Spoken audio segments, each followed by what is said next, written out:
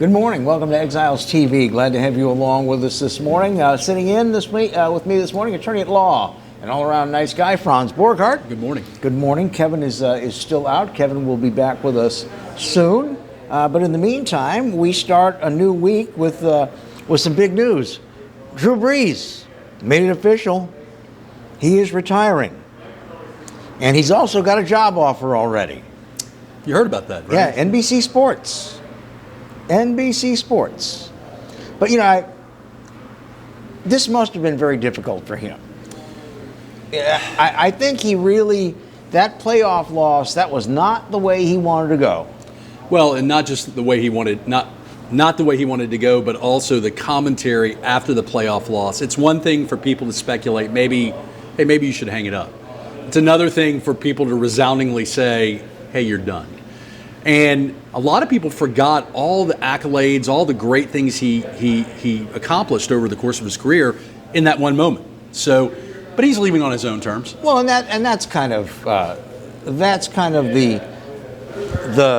lifeblood of the diehard sports fan is, what have you done for me today? What have you done for me lately? Yeah. Not even lately, right now, today. But the accolades for him are flowing very freely right now. Sure. I've come to admire Gail Benson since she had to take over the team after the death of her husband. And she and Coach Payton released a joint statement, and it said, "We will forever be grateful." And that is a class act. That really sums it up. Well, and he's a class act football player. Yeah. He's well loved in the community. He's very involved in the community, charities. He's got businesses on the side, so it's not like, notwithstanding the money he's made from football, it's not like he needs the money. No. But he's going to be a great commentator. But, he's the kind of guy that wants to be active. Yeah. The thing is, he never was concerned about being relevant in his first couple years with the Saints. When he was Drew Brees, not Drew Brees. He used to give a lot of his time at Children's Hospital in New Orleans. Right. And we were there doing a radiothon for Children's Hospital. And they said, Drew Brees just came by. Do you want to interview him? And he's like, hell yeah, bring him on. And we sat him down. And before we went high, he's like, I don't know why you guys want to interview me. And he was very, very, he's always been very well centered. Now he's got some media chops. He's got some records. Yeah. So he will be an analyst for Football Night in America on NBC, and he will also be an analyst for Notre Dame football. NBC signed this contract with Holy Mother the Church about 30 years ago that they can't get out of. And finally, this year, Notre Dame had a good enough season to where they didn't want to get out of it. Right. But, 2 years ago when they were playing, University of Toledo and Little Sisters of the Poor and the Idaho School for the Blind, and they're on Saturday afternoon with Notre Dame on NBC up against an SEC game, an ACC game. It was awful, but there was somebody at NBC about 30 years ago that said, I can get us an exclusive with Notre Dame. And they said, sure. And now, the Notre Dame football contract is a lot like a timeshare. You can't ever get rid of it. But, so, the transition from the field to the press box can be awkward, but in the same breath, getting to talk about the thing you love doing. Mm-hmm. Well, outstanding way to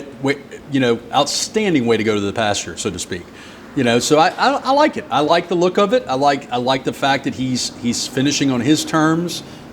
He's done amazing things for the state of Louisiana and city of New Orleans. So well, and the thing is, he's always been a game scientist. Mm-hmm. They've always talked about how he would look at game tape and be down to the inch on where this one should have been or that one should have been. He understands the X's and O's. So I think he'll be really, really good in the broadcast booth. Now, do the Saints give Taysom Hill a real, honest-to-God, fair shot? Or are they going to try to get Russell Wilson? You know, what causes someone to rise to the occasion sometimes is uncertainty, a little bit of fear. Yeah. So whether you give him a legitimate shot, whatever your intentions are, maybe there's something to be said for making him sweat a little bit. I don't know. Well, the thing is, I think that Russell Wilson is a terrific quarterback, but Russell Wilson isn't Drew Brees. Right. Taysom Hill, over the last 4 seasons, has become Drew Brees 2.0. I like it. And I mean, a lot of the things they said about Brees was, look how mobile he is. Look how he can work both sides of the field. Look how he can work in the backfields and, instead of the quarterback. Taysom Hill can do all of that. Well, what's interesting is Brees was always a good quarterback, but did we anticipate what we got or what we got on the field when he started? Probably not. One person did. Well, Sean Payton. And it boded well for him. So I like, but I tell you, in not just my line of work, but in general, in sports, competition, good thing. It's a good thing. I really don't get like this over players and games. I mean, I'm a fan. I love it when they win. I hate it when they lose. But watching that playoff game and the way it ended, and the announcers were immediately saying, well, how much is this going to play in his decision to retire? And I'm like, don't do it, Drew. Come back, play at least 2 more games next season. Don't do it. I was one of those guys that felt that the team let him down in that game, not intentionally, but they let him down, and that's a hell of a way to end what has otherwise been a sterling career. But here's the irony. What we're going to talk about 2 years from now is not that last game. No. We're going to talk about what this guy did on the field, what he does for the community. Kudos. Well, I wish him well. Somebody tell me, how long do you have to wait before you can be elected to the Hall of Fame, before you can be on a first ballot? Is it 5 years, something like that? I don't know. But I'm not worried about him. It's kind of like the Reggie Jackson of baseball. It's going to happen. Yeah, it's just a question of when. I'm not worried about it either. A brief break. When we come back, talk a little bit of law and your checkbook with Franz Borghardt in just a moment on Exiles TV. Stick around.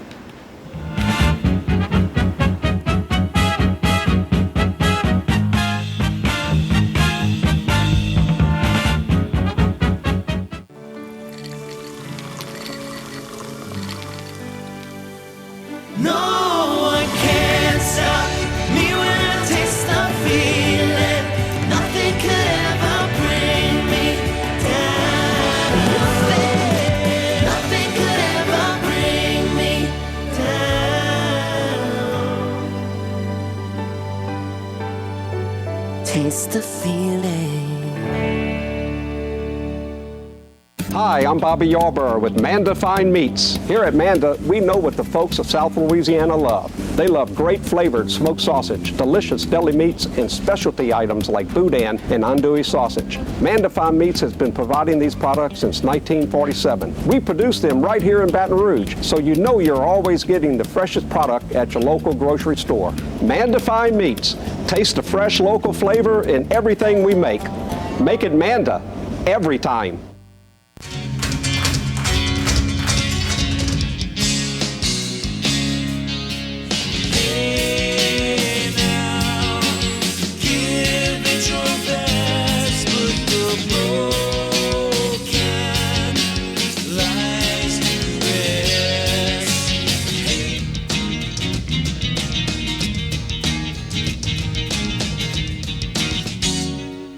Look up to the skies, I see the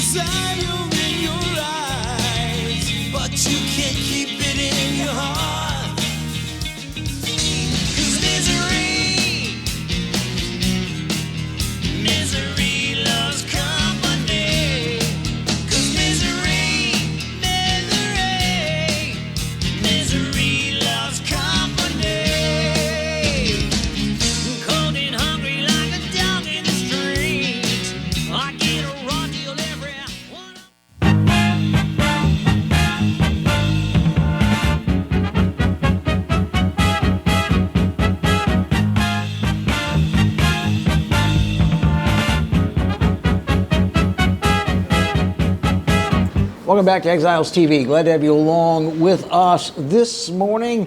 Attorney at law Franz Borghardt is with us. And Franz, this is one of these things where I know you're into co-host, which I appreciate. We all do. Here for you and Kevin, man. Happy to be here. But there is a bit of a legal story that is brewing right now. It seems that taxpayers from Louisiana are going to be up on the hook for $8 to $10 million to defend a lawsuit that was filed defending an unconstitutional restriction on abortion. And this is the third time it's gone to the well. They've been kicked to the curb by the Supreme Court twice. On the original one, there were other states whose attorneys general joined in this lawsuit. And after the first time, the Supreme Court said, no, your suit is not valid and the law is unconstitutional. The other states that were part of it backed away. But boy, oh boy, we are staying in it in the state of Louisiana. So when you have got, and every state has got an equivalent of an attorney general's office, Right. and there are 83 attorneys there, not counting Jeff Landry, he would be 84. Right. Why do you have to hire outside counsel for millions of dollars to defend a lawsuit to defend? Now, I know he has to defend it the first time. Constitutionally, he must defend. But the second and third time, why don't you get your intern from St. Lucia Law School to show up in court and let him hand you your hat and not run up a big bill? So from an optics standpoint, the message it sends is we can't handle it. Now, whether we can't handle it because we are overworked, underfunded, which doesn't make sense because you could use the same money to go hire attorneys to handle it. Or if he's just gotten into something he can't chew, bit off more than he can chew. Which is ironic because the attorneys at his office, while I don't always agree with General Jeff Landry, the attorneys at his office are competent. They are more than capable. There have been individuals in that office that have argued at the Supreme Court. So I don't know the answer to that question. We have seen an attorney general. We have seen Jeff Landry not be afraid to spend taxpayer money, sometimes haphazardly. Case in point, recent public records requests that he filed a civil suit against a news reporter for suing her in her personal capacity. That got kicked, got thrown out, had to release the public records. We all knew that they were going to have to be released. So setting money on fire, not something he's supposed to do. But your question is well put. Why can't they just handle it? Well, I have a second question. And the second question is, to me, on the face of it, why would he, after twice being turned down by the same United States Supreme Court, go to the well the third time, if he wasn't trying to curry political favor for his next election Surely. with the pro-life group, which is big. Surely you're not suggesting, Bill, that General Jeff Landry is staying in a lawsuit that we can all recognize on its surface. You don't need a law degree to recognize on its surface where it's going. It's the Titanic, it's going into the water. Surely you're not suggesting that he's doing that just for political gain. It's about the unborn children, Bill. That's what it's about. I can certainly suggest that, and don't call me Shirley. But yeah, that's absolutely why he's doing it. That's absolutely. It's a political grandstand. If Good lawyers don't do what he's doing. Good lawyers who actually practice law, and I know he's an administrator, I get that. Good lawyers have a fiduciary duty to their clients. Even if your client is the state of Louisiana, you have a fiduciary duty of loyalty. You have a duty to preserve their financial situation as best you can. It's a lot different when you represent actual people and they're spending actual money versus when you're just, the government will pay for it. I need this money. And of course, the political ripple effect is if you don't support him doing this, then you don't care about the babies. So Well, it's kind of like the stripper bill. yeah. You know, but here's the thing, and again, I want to make this clear to everyone. The first time, even if Attorney General Landry or whomever was Attorney General, it could have been his predecessor, it could have been Richard Ayoub many years ago. We've had many attorneys general. The first time, he has to defend it in court. So yes and no. In criminal law, he gets the right. If you sue something as something as unconstitutional in criminal court, and you're against a state prosecuting agency like a DA's office, he gets first bite at the apple. Yeah. Arguably because he should be better qualified to do that. In civil, I don't have a problem with your analysis. I just think a bad investment, at some point you got to say, this isn't smart. There's all sorts of ethical issues as well from a licensing standpoint, because I cannot perpetuate. You know, if I know how the law is going to fall, yeah, I can represent my client's interest, and yeah, I can try to make new arguments. But at what point am I looking at my client and looking at the state of Louisiana and saying, I just can't win this, and we're just setting money on fire?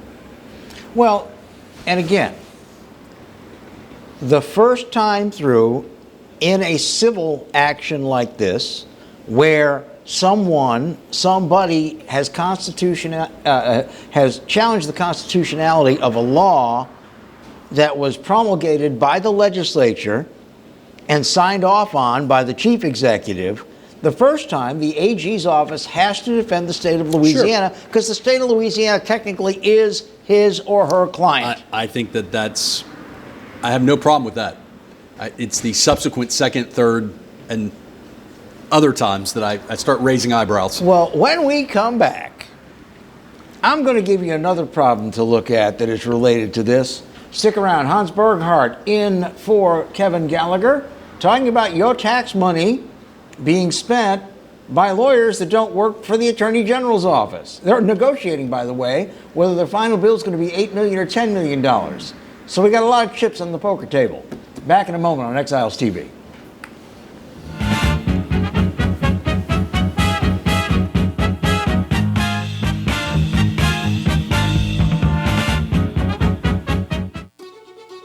Live and play on the fairway at Greystone Golf and Country Club, a serene, challenging golf destination located in Denham Springs. For tee times and membership opportunities, go to greystonecountryclub.com.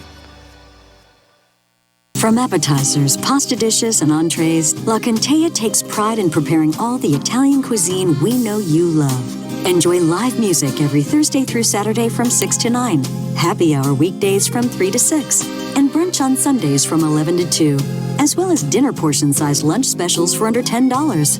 Visit our website to view our menu and book a party or meeting in our large banquet room. Once you try La Contea, your Italian dining will change forever.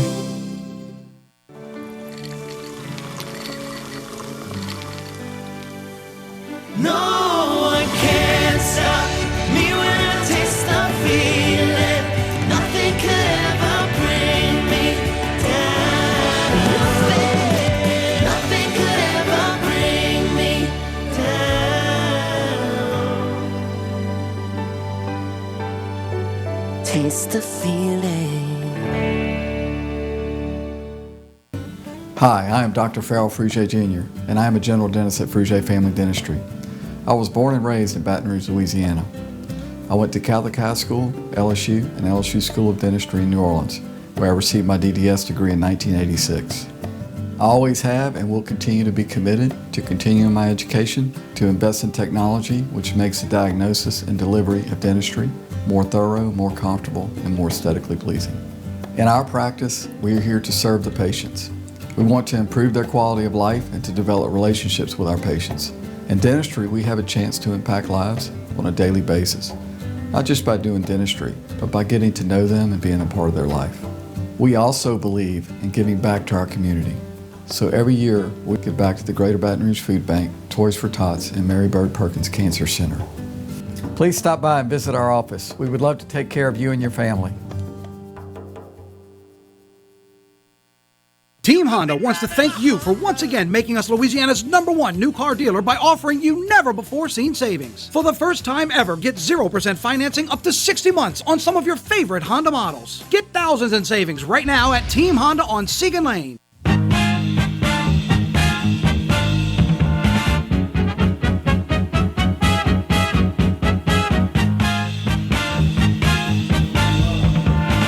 Welcome back, Exiles TV. Bill Profita. Franz Borghardt in for Kevin. We're hoping Kevin will be back with us later this week. But in the meantime, we're talking about, if you haven't followed this goes back a couple years. The state of Louisiana, the legislature, passed a law that was designed to limit abortion on demand in the state of Louisiana. Right. Even though abortion on demand, whether you like it or not, is still legal in the United States. By saying a physician who provided these services had to have admitting privileges at a nearby hospital in case something went wrong. And again, a lot of people who were trying to appeal to the religious right, to the pro-life group, ate this up not with a spoon, but with a shovel. They said it was for the safety of the patient. Now, I dare say that there have been problems with abortion procedures throughout this country for the last 40 years since Roe v. Wade was passed. And I never heard of anyone whose complication was exacerbated because their doctor didn't have admitting privileges at a local hospital. Admitting privileges are when you submit yourself with your medical degree and your experience, and you say, I would like to be able to hospitalize patients with you on the surgical service. I'm a surgeon. Or the pediatric service. I'm a pediatrician. Here's where I went to school. Here's my residencies. Here's my fellowships. And that I may then, if I admit them, use facilities of this hospital, such as nurses and pharmacy and things like that, until they are ready to be discharged. Okay, that's what this means, admitting privileges. Many hospitals will not admit or allow admitting privileges to physicians who do not have specialty certification in the specialty in which they want to practice. Many Catholic hospitals will not grant admitting privileges to gynecologists who perform abortions, and that is their privilege to do that. But the way it also works in terms of the patient, if Franz Borghardt is having a procedure in the next office from Sally Smith, who is having a pregnancy termination, it goes bad for both of them at the same time, and Franz's procedure is with a good old country GP who doesn't have admitting privileges. They call 2 ambulances. And you know what? When they go to the hospital doesn't say, oh, you're both going to die, because the hospital can't refuse you or anybody. It doesn't matter whether your doctor has privileges or not. They will deal in the emergency room with your emergency, and they will find a doctor of the proper specialty to admit you that is on call, or as they call it, on their service, and you will not be harmed. So this whole idea that this was designed, Franz, for the safety of patients is a bunch of chicken poop. So I have a little different take. Go ahead. So macro first. What is this really about? So President Trump presented the perfect storm. Supreme Court nominees, conservative one. He got to replace who? Ruth Bader. Ruth Bader Ginsburg. So the plan all along was to take a giant conservative crowbar to Roe v. Wade, right? This is nothing new. This is what the plan was all along. Replace the justices, get enough votes on the court, and overturn it. So what did we see? It didn't happen. Well, no. And this conservative court didn't do it. And we're talking about something that was brought to them before Ruth Bader Ginsburg needed to be replaced, by the way, for clarity. Right. And so, in part, it's higher purpose, macro, that's what that is. Micro, it's politically motivated, because how does a conservative AG get elected to, I don't know, say governor, say senator, whatever his aspirations are. I don't pretend to understand politics. How do you get elected by your constituency? Well, sometimes it may mean going down with the ship. Financially setting money on fire. Listen, Bobby Jindal, when he ran the first time, he got defeated for governor. When he ran the second time, he ran on, I'm pro-life, okay?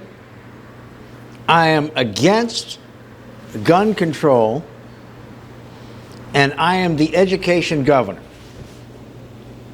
Now, I think they miswrote his copy because he is the educated governor, but all the higher education that he spoke about has their own governing bodies, all right?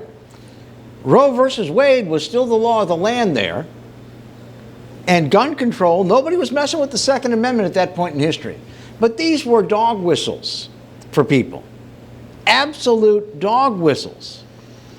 And I had on my radio show at that time a woman who, I don't want you to think I was beating up on her, but not you. A woman who spontaneously called the show, and we were doing a straw poll. Who are you voting for? And she said, I'm voting for Bobby Jindal. I said, okay, great. I said, do you want to tell me why? You don't have to, but you can tell me. Yes, I'll tell you why. I'm proud of you, because he's pro-life. I said, ma'am, you realize he can't do anything about that. It's not within the purview of the governor of Louisiana to do anything about Roe versus Wade. You do understand that. I don't care. Well, now I'm interested. And I said, you don't care? You don't care if every road in Louisiana falls to rubble because he's not managing DOTD properly? You don't care if he wrecks the budget and taxes have to go up because we got a big budget hole? You don't care about that? You don't care about any of the things that he can do? You only care about something he can't do? And she said yes. She only cares that he is like-minded. The afterbirth of that like-mindedness is of no consequence to her. It makes about as much sense, and we talked about this at the break. Mm-hmm. That same $8 million. Now, some of that's the cost of litigating. So litigating is expensive, and some of that's just the cost of litigating. Mm-hmm. But think about this. You could hire a team of assistant attorney generals that would permanently be in your office at a fraction of the cost, that are highly qualified to do the same task he's going to outsource. He's basically saying, my attorneys can't handle this. Well, and again, his 83 assistant attorneys general, their salaries are already in the budget, so we would not, as taxpayers, be coming out one penny. Assuming you didn't hire additional counsel to help out. Exactly. Which, again, I don't have a problem with looking at a large-scale lawsuit on a national scale and saying, you know what, we need to get some more. We need to get some more players in this game. I handle and try cases regularly. It's not uncommon, as much of an heightened sense of self-worth as I have, it's not uncommon for me to say, you know, I can try a murder case, but I can try a murder case much better when I have help, when I have assistance. But the seminal question then comes back to the genesis of the law. Why does not the Attorney General, because he has a responsibility to defend the laws of the state of Louisiana, why does he not get a legislator to introduce a bill that would require Attorney General's oversight over any piece of legislation that is blatantly unconstitutional, to spare us all of that? So are you suggesting that a legislature would pass legislation to stop them from passing law that they know is unconstitutional? They love passing unconstitutional stuff. I know they do in Louisiana. Yeah. But you know, there are states, Yeah. I checked, there are states where they will look at you and say, Representative Leghorn, I know that the people back home in Wawina really want this, but this is unconstitutional as hell, and so you cannot introduce it, thank you very much. There are states where they do that. I once applied for a job with the Senate. In a former life, when I didn't think I was going to do criminal justice, I applied for a job at the Senate. And during the interview, I asked the question. I said, what is it like? How do you approach the situation, the scenario? This is a counsel for the Senate at the time. How do you approach the scenario where you know something's unconstitutional, but you have a bunch of legislators that are not going to let the Constitution stand in the way of them passing bad legislation? He smiled at me. He said, well, that's a good question. He didn't say, I try to convince them not to do it. Hell no, he doesn't. It's kind of emblematic of all the worst stereotypes about our state, right? There was a legislator from Laplace, Louisiana, who in his private life was a general practice attorney. And he defended a rapist. And the rapist was convicted. And so he appealed. And the appeal was turned down. And he asked for a new trial, and that was turned down. And so he actually, and he got caught doing this, he actually introduced a bill in the Louisiana House of Representatives that would have, in effect, dropped the charges against his own client. And somebody spotted it and went, whoa! Well, there was big news about that. And oddly enough, there was no penalty for him to pay to do that. So I had him on the radio show, and I said, why would you do something like that?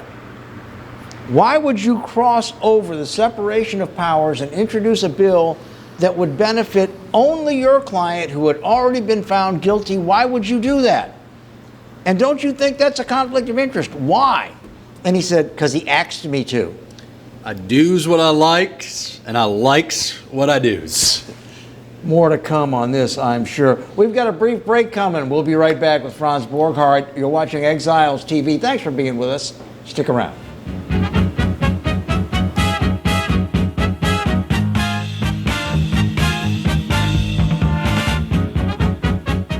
Bolello's Furniture and Appliances, your dependable independent. Depend on us for service, for selection, for price. Get huge Whirlpool savings. Shop now and save on Whirlpool appliances throughout the store. Plus, experience our price match guarantee and ask about special financing. You can depend on the know-how of people who live appliances every day. Bolello's Furniture and Appliances, your dependable independent with nationwide buying power. Hello guys, it's Debbie. It's time. I've got a brand new location. 10510 Airline Highway, Baton Rouge, next to After 5 Tuxedos. We have the perfect spot to get all your wedding and formal wear needs. Come see our one-of-a-kind name brand and get great prices. With 30 years experience, the best customer service anywhere. It's Debbie's Bridal, Airline Highway, Baton Rouge. See you soon. Hi, I'm Hurricane Betsy Barnes. And I'm Dr. Kay Siller with The Rocket Right Show. We are two busy blondes on the go showing off life in Louisiana. Watch us on Pelican Sports Network. And Talk 107.3 FM. Check local listings for times. Of all the auto brands on the road today, only one has been named the best auto brand for 6 straight years. That brand is Mazda. Come shop and save on the award-winning lineup of new Mazdas right now at Baton Rouge's Mazda dealer, Team Mazda on Airline. I owed the IRS $10,000. The IRS garnished my wages. They put a lien on my house. I'm self-employed and didn't report all my income. They claim I owe a lot more than I do. The IRS is the most powerful collection agency in the world. They do not give up until you pay.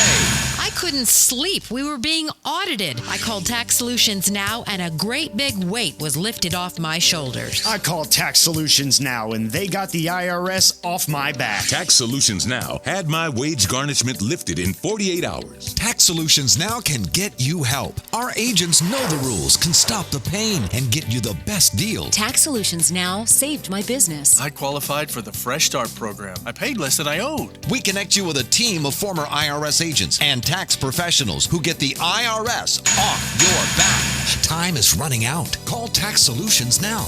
Call 800-778-4345. 800-778-4345.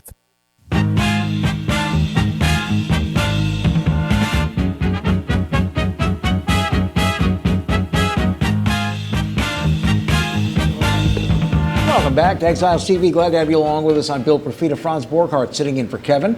Kevin will be back with us shortly, but it's always good to have Franz on as a guest host.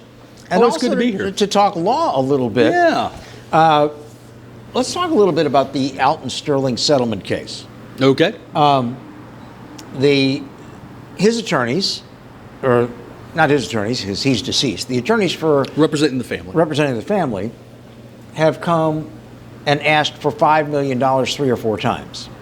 And they've come to the council, and the council has, at least twice that I know, said, no, that's not the number. About 3 weeks ago, the council approved a $4.5 million settlement, but now the attorneys apparently don't like the terms of it. They don't like it. It was going to be paid out over 3 years, as I understand it. In an annuity form, yeah. Yeah, and they wanted it paid out like right now. Well, right. It has always been my impression in a wrongful death case that you have, as you educated me, the quantum. Right. Where you sit there, if I am killed wrongfully and Karen goes to sue, they say, well, Bill had, 8 or 9 more working years in him, and he was making X number of dollars, and then we're going to put a little in for your pain and suffering and for the attorneys, and it's pretty much simple math, and that's your number. Karen could not walk in and demand $25 million for my life. So it should be simple math if there's comps.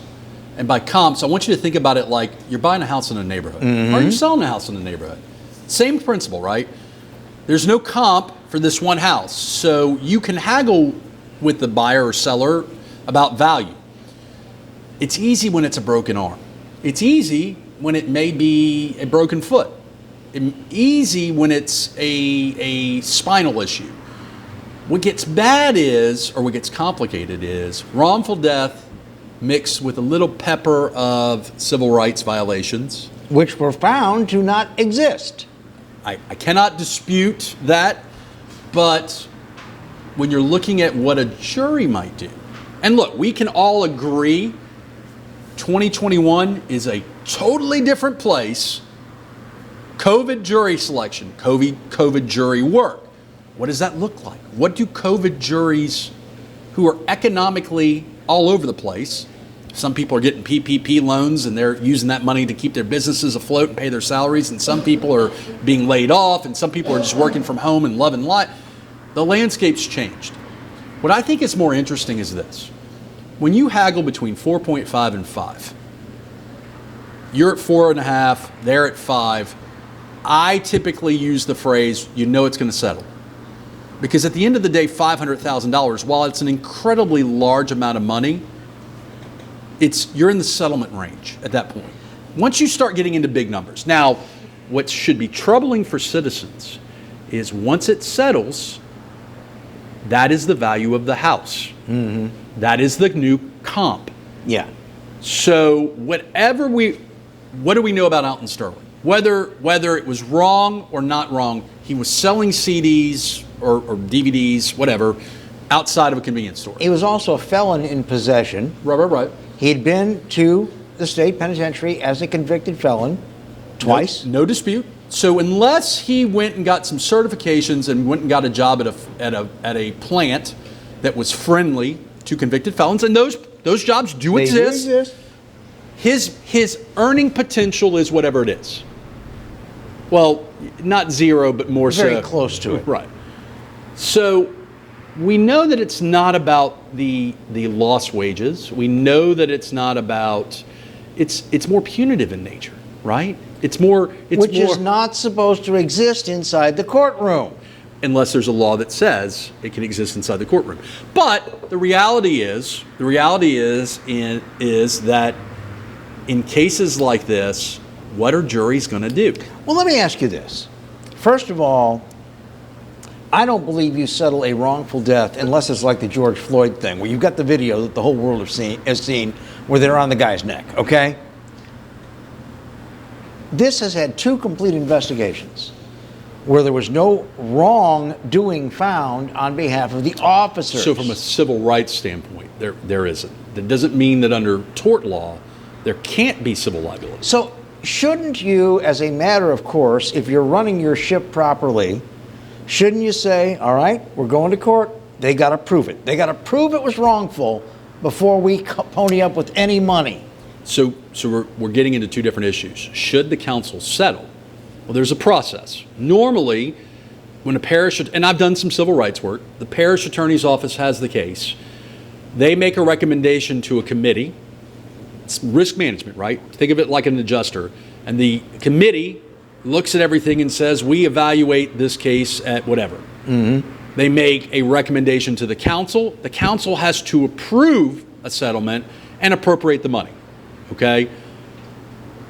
I don't believe that happened in this case. No, that's one of the reasons one of the council members who is an attorney has abstained from voting, because she said, under law, I have to have a parish attorney's recommendation to follow before I decide to vote. So she has not voted.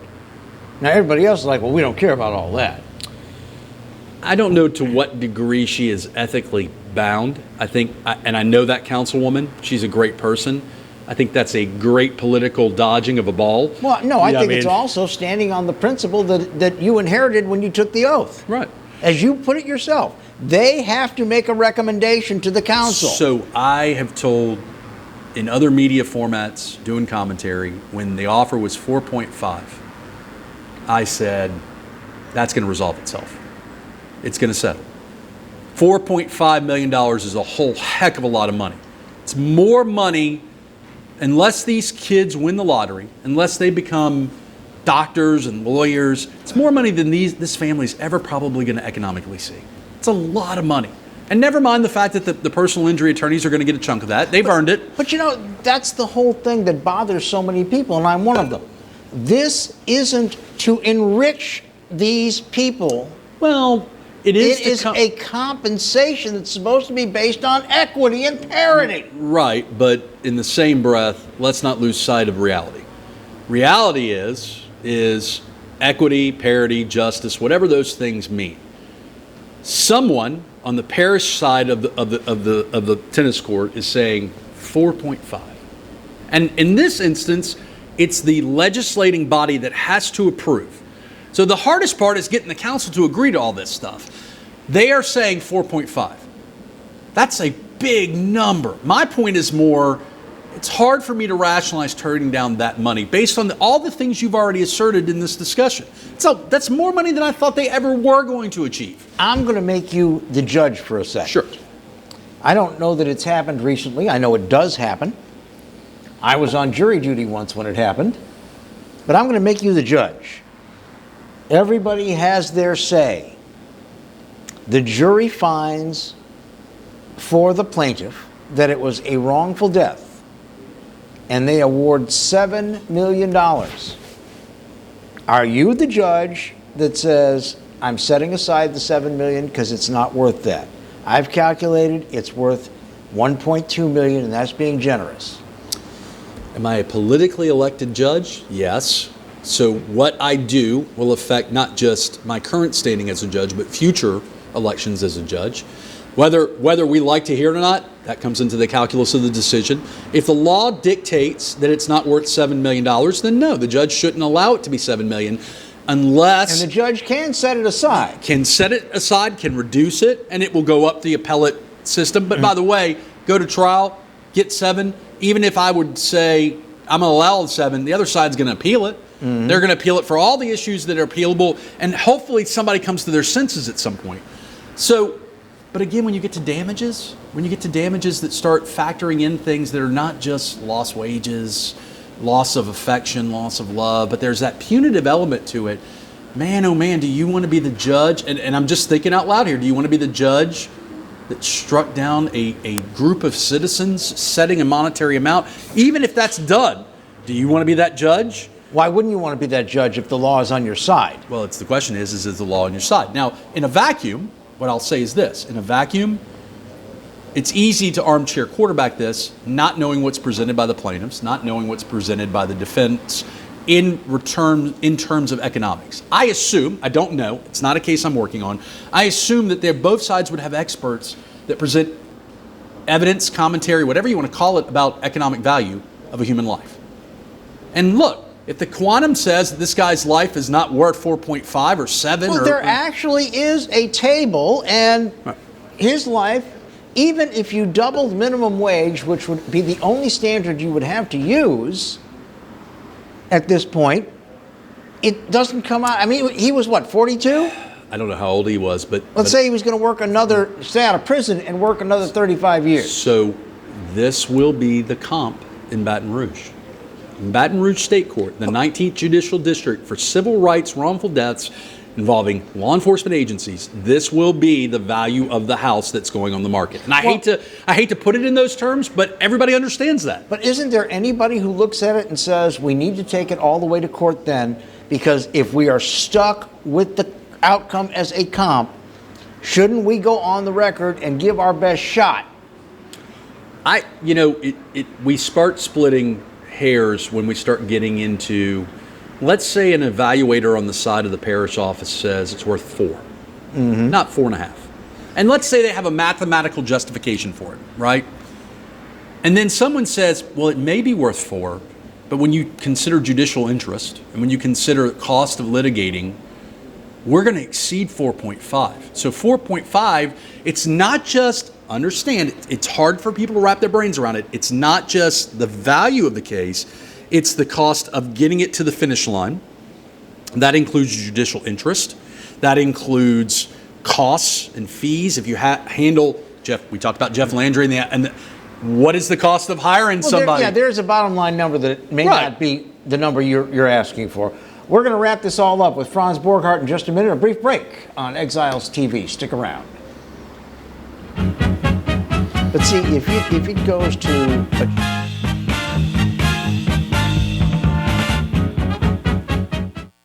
caught spiders,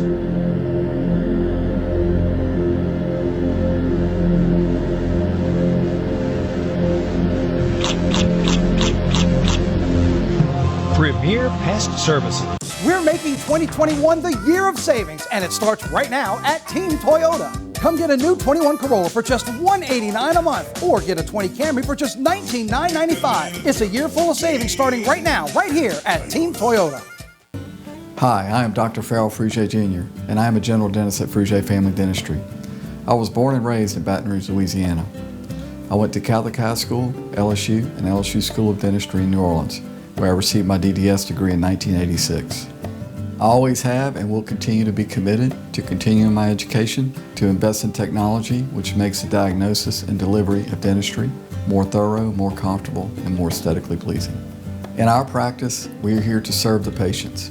We want to improve their quality of life and to develop relationships with our patients. In dentistry, we have a chance to impact lives on a daily basis, not just by doing dentistry, but by getting to know them and being a part of their life. We also believe in giving back to our community. So every year, we give back to the Greater Baton Rouge Food Bank, Toys for Tots, and Mary Bird Perkins Cancer Center. Please stop by and visit our office. We would love to take care of you and your family. From appetizers, pasta dishes, and entrees, La Contea takes pride in preparing all the Italian cuisine we know you love. Enjoy live music every Thursday through Saturday from 6 to 9, happy hour weekdays from 3 to 6, and brunch on Sundays from 11 to 2, as well as dinner portion-sized lunch specials for under $10. Visit our website to view our menu and book a party or meeting in our large banquet room. Once you try La Contea, your Italian dining will change forever. Live and play on the fairway at Greystone Golf and Country Club, a serene, challenging golf destination located in Denham Springs. For tee times and membership opportunities, go to GreystoneCountryClub.com. Hi, business owners. Phase 3. Woohoo! But do your customers know you're back? Well, that's where the Clarence Bugg Show and Pelican Broadcasting can help. Right now, we've got great rates on advertising packages to help you get the word out. Shoot me an email at bugsclarence@gmail.com. Or better yet, call me up. I'd love to talk with you. 225-485-6839. Let's get together and make Phase 3 the best it can possibly be. Got termites?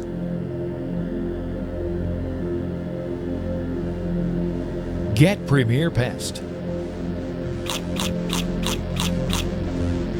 PremierPestServices.com.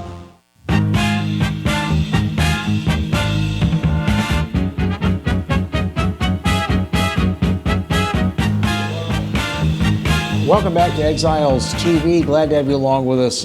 Franz Borchardt sitting in.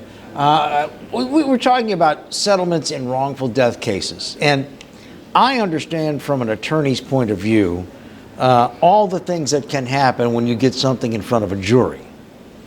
I can't help but believe that there is a principle here. I mean, this is not a slam dunk proof of wrongful death. Oh, I think it's a very triable case. I think there are issues that both sides could capitalize on that could get them to where they want to be. And by where they want to be, either prevailing for the city, no payout, $0, or winning a huge pot of money for the family. What's interesting is, and I know you're going to love this, is there an economic value for resolving this so it can be done being over? That's the security blanket. That's the security blanket. They say if we go to court, they might hit us with $12 million. And you know they'll never pay it because, first of all, there's a cap of $1 million on suits against the city parish for wrongful death. It's a statutory cap. So there are arguments. I'm not going to get into the weeds of civil rights law, but there's an argument about that. But here's the thing. I mean more from you're a councilman or woman, and again, I will preface what I'm about to say with I know how you probably are going to feel about this. You're a councilman or woman and you just want closure. You want this to be done. You want to put a bow on it to where whatever concept of healing, and I know that word is way flowery, whatever concept of healing, you want to be able to move on. Because this is still lingering. We do not elect council members so that they can get closure and have a nice warm feeling. That is not why they are sent there. They are sent there to be responsible with the budget, with the infrastructure, with the tax collection, with the services of the city parish government. And I have got to tell you, if the state investigation had come back and said there were serious procedural violations, then I'd say go to trial, take your lumps. But with two investigations, and they're basing this wrongful death on the fact that they're saying his civil rights were violated, the federal government, in an exhaustive investigation, said no, they weren't. And the state investigation said, given no choice, it was a justifiable shooting. And what they've hung on to is the foul language and the threatening of a huge man with a gun who's not entitled to have a gun. That does not make a wrongful death. So I think they have an obligation to the taxpayers of East Baton Rouge Parish to march their butts into that court and to put on their best case. And I don't think a judge, even if they're found liable or percentage liable, would come up with a $4 million quantum. No. I can't see it. You've seen some of the judges we have in the 19th Judicial Well, District Court. I've seen some of the juries. I've served on jury duty. So here's the thing. Having served on juries, I will only say this. They are very unpredictable sometimes. Mm-hmm. If we had a jury of 12 Bill Perfidas, that would make me feel, depending on what I'm doing, that may make me feel really good. If I'm doing criminal law, I don't want 12 Bill Perfidas. But my point is, give me 12 Bill Perfidas who can look at evidence, look at facts, and make a rational decision. Great. But we don't get 12 Bill Perfidas. Sometimes we get the antithesis of Bill Perfida. I know. And that scares me. I there's have been always in the voir dire. right. Yeah. And I'm not bad at picking juries. I'm just saying, juries do unpredictable things. So it's a lot of money. It's a lot of money. Well, and you're absolutely right. Juries do unpredictable things, but the judges are supposed to sit there and say, Sure. no, that's way off. Judges have added to awards. They can certainly subtract from awards. Sure. Franz, it has been a pleasure having you here. Thank you, Bill. And you know what? I think we're going to see some movement on both of these cases soon, so we may have to bat this around again. Clarence Buggs is coming your way, if my watch is right, in about 6 minutes with the Clarence Buggs Show. And of course, this show will repeat at 10 o'clock tonight. Tell your friends, as we say, get mama and then around the TV. You've already watched your local news at 6, so watch us at 10 and have some fun with us. In the meantime, there are vaccination appointments open all over this state. Go and get vaccinated. It is, as the Jesuits would say, a corporal work of mercy. For those of you in the LP, look it up. In the meantime, we thank you very much for being with us. We look forward to meeting you again. Keep a good thought for Kevin as he starts on his treatment regimen today and into the week, and hopefully we'll have him right back with us when we meet again. Thanks so much for being with us. Have a great week. Ta-ta, everybody. Remember, Clarence Buggs next, right here on KPBN TV and the Pelican Network.